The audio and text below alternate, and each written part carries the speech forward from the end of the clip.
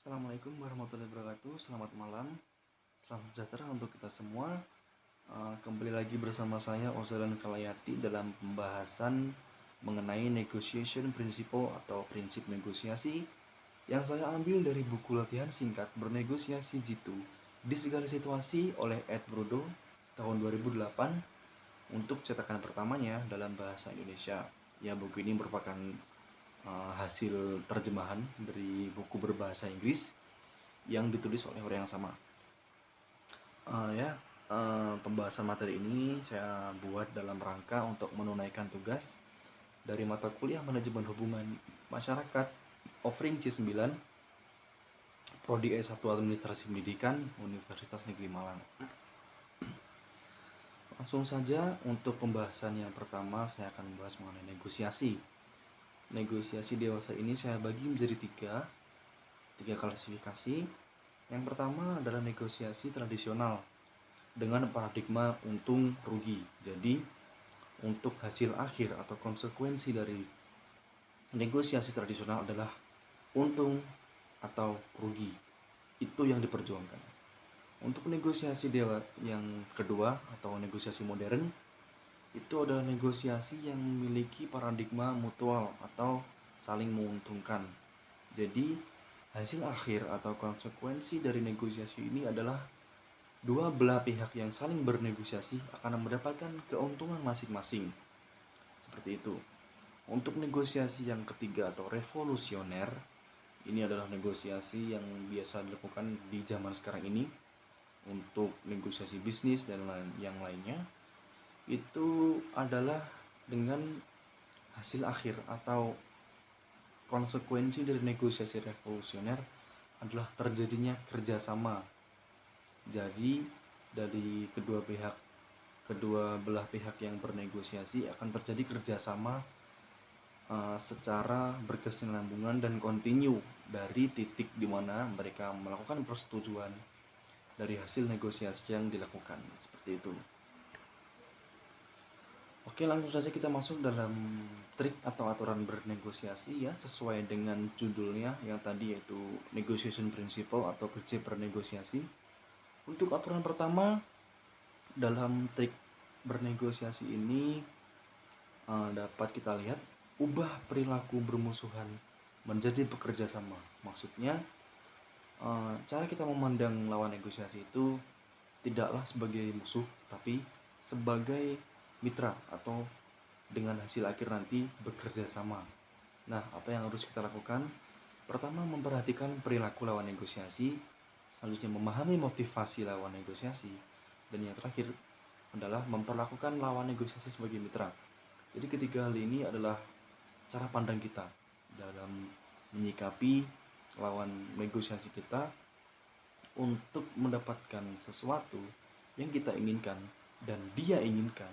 Itu tidak lepas dari yang namanya kita memandang sebagai mitra dan mereka memandang sebagai mitra. Jadi kerjasama akan dilakukan sebagai mitra juga, bukan sebagai musuh, di mana hanya ada untung dan rugi. Tetapi sebagai mitra kita akan menemukan kesepakatan yang dapat dijalankan oleh keduanya, dan juga keduanya mendapatkan manfaat atau benefit dari negosiasi tersebut.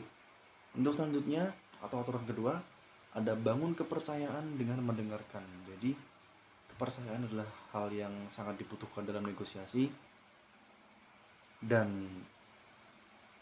kepercayaan ini dapat dibangun dengan mendengarkan. Jadi apa yang kita lakukan dengan aturan kedua ini? Yang pertama adalah mengakui posisi lawan negosiasi. Jadi kita memberikan respect atau kita memberikan pengakuan kepada lawan negosiasi bahwa mereka ada di depan kita ini sebagai orang yang menganggap kita sebagai pendengar, dan juga orang yang menganggap kita ini sebagai pihak yang dimintai persetujuan atau suatu kesepakatan di akhir nanti dengan paradigma kita berdua mendapatkan keuntungan atau manfaat bersama. Seperti itu. Selanjutnya, membujuk lawan negosiasi. Membujuk ini dalam rangka meyakinkan lawan negosiasi kita agar mau untuk melakukan kesepakatan dengan kita. Yang selanjutnya menyusun daftar kepentingan bersama dan juga memelihara komunikasi terbuka.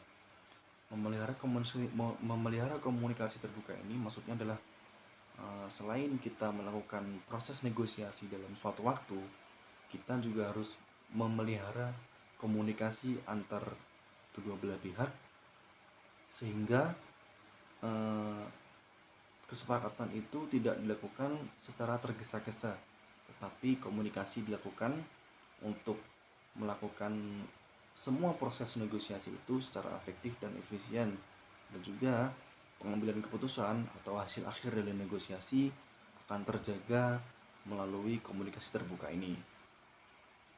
Untuk aturan ketiga yaitu gali alternatif untuk kepuasan bersama. Jadi dalam negosiasi ini ya kita harus memikirkan berbagai alternatif pemecahan masalah. Di samping kita hanya menyetujui sesuatu dan meminta mereka untuk menyetujui sesuatu yang kita inginkan itu.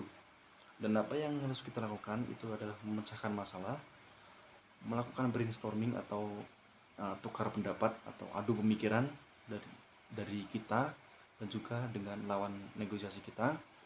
Yang ketiga melakukan riset, dan yang selanjutnya menemukan jalan persetujuan. Melakukan riset adalah hal awal yang dilakukan sebelum menemukan jalan persetujuan. Jadi dengan kita melakukan suatu penelitian atas apa yang kita inginkan dan apa yang mereka inginkan, apa yang dapat kita lakukan, apa yang dapat kita tawarkan, itu akan berakhir dengan penemuan jalan persetujuan atau kesepakatan akhir dari negosiasi tersebut. Itulah 3 aturan atau trik yang dapat kita lakukan dalam negosiasi, dan itu semua saya dapatkan dari buku yang telah saya sebut di awal tadi, dan saya mengucapkan terima kasih kepada pihak-pihak yang telah membantu saya untuk membuat video ini.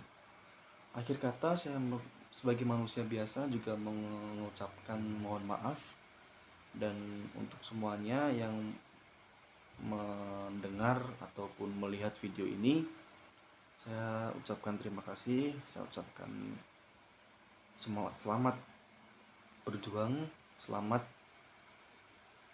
mengarungi hidup ini. Untuk itu saya memberikan sebuah kata-kata di akhir ini, fighting for opportunities. Wassalamualaikum warahmatullahi wabarakatuh.